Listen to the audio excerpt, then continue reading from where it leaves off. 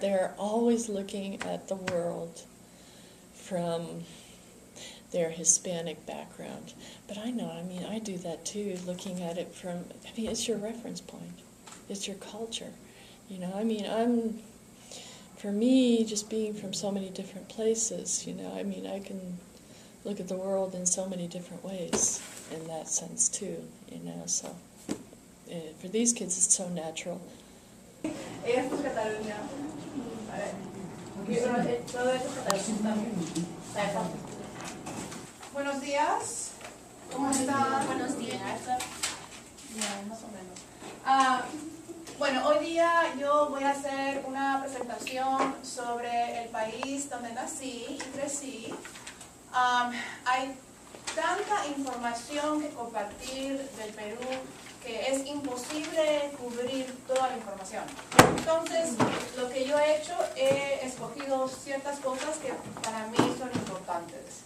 I met this woman from Colombia the other night, and so I was just kind of thinking to myself, okay, how can I use her? And then when she started talking about Skyping with friends of hers, and one was a friend from Ecuador, another one was from you know, just all these different places. And then I was like, when we were washing dishes of all things, you know, and I was like, Gina, and, you know, and then, so it just kind of got the ball rolling, you know, and then having the kids assigned to a country, and how to just kind of make this a little bit more real than just from the textbook and then writing a paper about something, because that to me is so flat.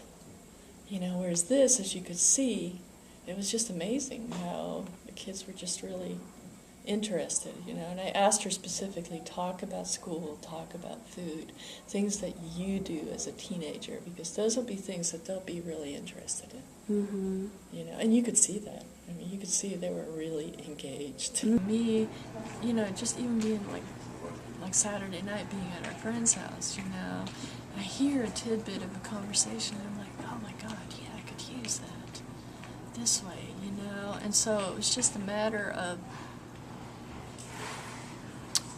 go with wherever you might be. You know, if you're at the drum circle in Asheville, or you're, you know, Mediterranean,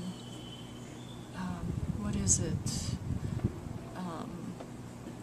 restaurant or something, you know, even the person who's running the Mexican store here. I mean, these are all people that can help you teach culture or teach your kids something, you know. And it's so, because I think you need to just bring it more, make it more real. And that's what I'm realizing constantly, or that I'm also constantly searching for. What is going to make it more something that they can actually bite into and grasp? You know, that makes it more interesting for them.